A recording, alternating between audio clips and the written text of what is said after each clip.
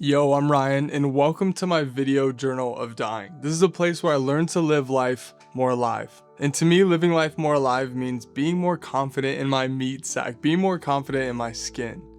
So today, I'm gonna go through some of the things that I've realized in the decade of my 20s and how to master this quiet confidence, this confidence that comes from inside. So if that resonates with you, let's dive in. Sorry, bro. It's good to go. We're ready. You ready? You heard me? At 22, I thought I was confident. I could speak on stage. I loved walking outside with my shirt off. I even left home, left the country, and traveled around the world by myself. I was slaying life. But internally, I questioned myself a lot. I wondered if teammates talked trash about me behind my back. I ruminated on what they thought of me. I was worried that my girlfriend wasn't happy in our relationship. And I wasn't sure if I fit in with my Republican friends or my Democrat friends. I had a lot of questions about who I was. Thankfully, over the past decade, I've put my identity on the grill over and over and over again. And I'm at a point just about to turn 30 where my skin, my own bodysuit feels a little bit more like Gucci instead of like Hanes. I feel good in who I am. Not just in the way I look, but who I am in all facets of life. I've learned the difference between external confidence and internal confidence that demands this respect. My journey from Hanes to Gucci type of skin has taken time and focus and suffering. So if you want a quick life hack or a quick fix, go watch another Instagram video. This isn't the video for you. But if you are genuinely committed to transitioning and becoming somebody different to find that internal confidence, let's dig into it. Here are 3 unsexy realizations about confidence that have taken me 10 years to learn. Mastering others is strength. Mastering yourself is true power. Lao Tzu. The first realization I had in my 20s is that you have to own your own experience.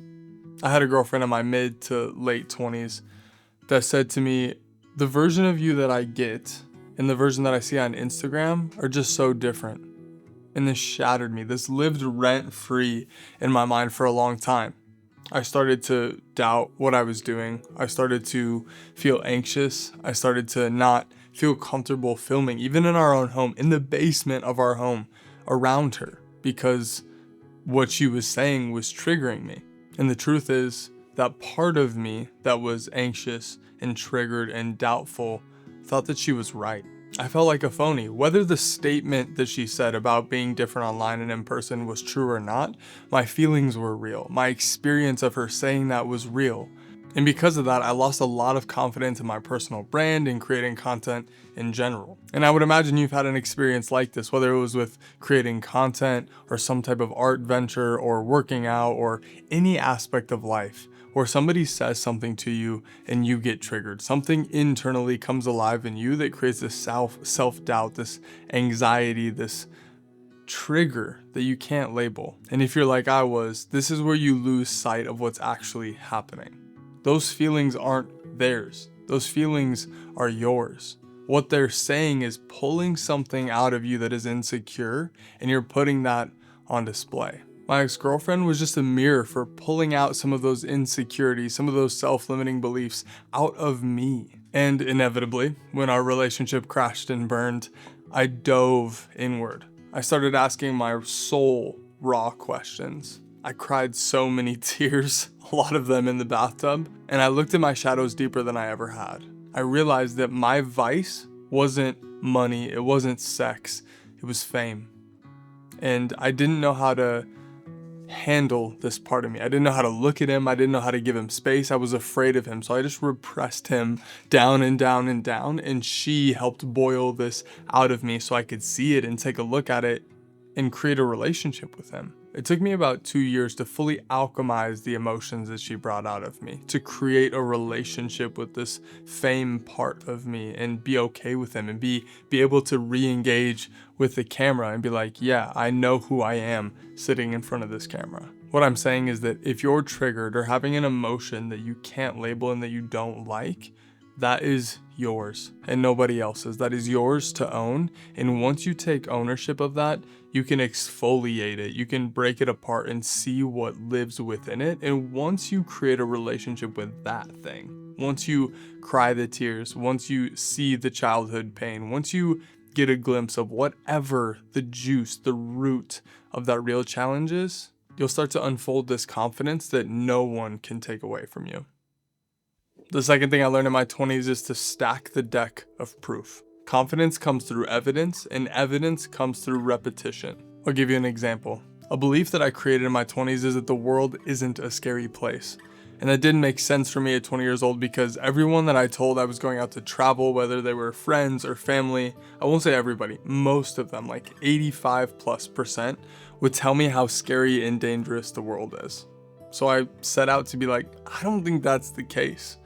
I traveled and filmed documentaries in a war zone. I went and rebuilt homes in Haiti. I lived in Peru for 3 months and ran all around on the buses, walking, hiking, jaunting. I lived without money on the streets of Colombia for 24 hours. I camped in abandoned buildings in New Orleans with a whole community of homeless people. And I slept in a hammock slung between 2 parking meters on the streets of Portland while the Black Lives Matter protests and riots were happening. And now I believe that. I believe that the world isn't a scary place because I've stacked my deck of proof to understand that that's my truth. That's my belief. One of the best ways to create this quiet confidence that lives inside of you is to create exposure and repetition. If you want to trust yourself more, which is a base of this confidence, create a list of things that you're going to do today. And then stick with me here because this is complex. Do them. And then wake up tomorrow and do it again and again and again. Stack this deck of proof that you are who you say you are. It's far less about what the things are on your to-do list and more about you writing it down, saying you're going to do it, and then doing it, and watching yourself, your own psyche, experiencing you say you're going to do something and doing it. You're creating a relationship with yourself. You're creating a relationship of trust by doing that. And that trust begets confidence. All right, number 3, trust what is for you. Trust the universe, man. I have $33,434.05 of debt, and I don't have a typical job, and I'm not getting one. I don't exactly look like a peacock that is strutting his stuff around the Sri Lankan countryside waiting for a peahen, I think that's how you say it, a peahen, a female peacock, to come along and come into my aura. I'm not exactly the strongest candidate, which matters for women. And I used to hold a shit ton of shame around this. I would not say that on a YouTube video that I'm gonna publish on the internet for any strangers to watch. But I feel different today. And when I say I used to hold shame around that, I mean like 2 years ago, really not that long ago. I mean, I had money under wraps until I was 26. I left college with no student debt. I was a finance major. I even had investments in stocks, and I understand how the stock market works to a pretty solid extent. So how the fuck did I accumulate so much debt?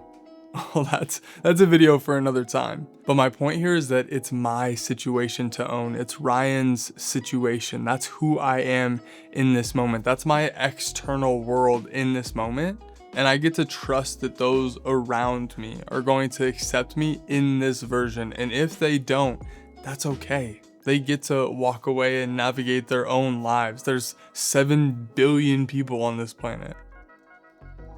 Okay, sorry, 8 billion as of 2023. There are 8 billion people on this planet that they can have relationships with.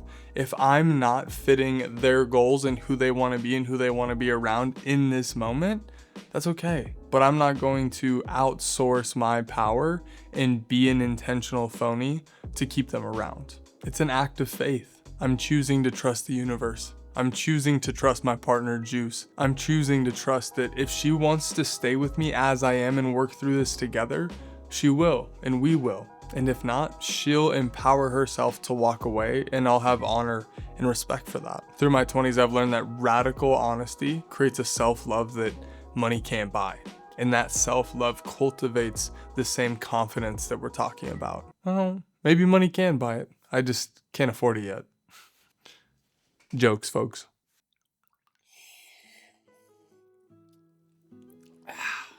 Some good cacao.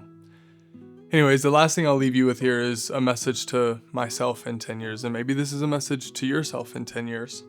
And using the building of a home as the story base. Have you ever watched somebody start to build a home? Like they buy the plot of land, maybe you see them out your living room window, and you see construction vehicles coming in and out of the property constantly. And you think, are they ever gonna build that thing?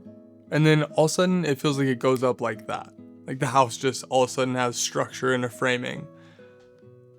Well, little do most people know that it takes months to create a solid foundation, a base that is up to par to have a home be built on it and last for a lifetime. And it only takes 2 to 4 weeks to put the framing itself up. That's why it looks like the home goes up overnight. My 20s have felt like the laying of the foundation, a decade of working in the concrete and getting muddy and flattening it out to build this home upon.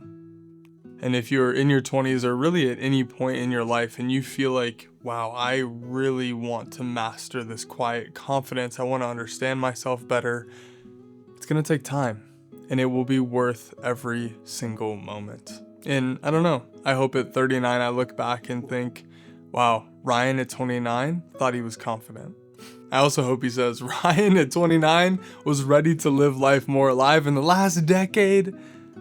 And it'll be a different video in 10 years. That's it for this one. If you're somebody who wants to live life more alive and want that reflected in your social media life, subscribe to this channel, follow me on Instagram, on TikTok, on wherever you consume content, and that's the energy I'll be putting out. I'll leave my handles down in the description. If you found this video helpful, here are 2 more videos that I think you might like as well. Go live life more alive, baby.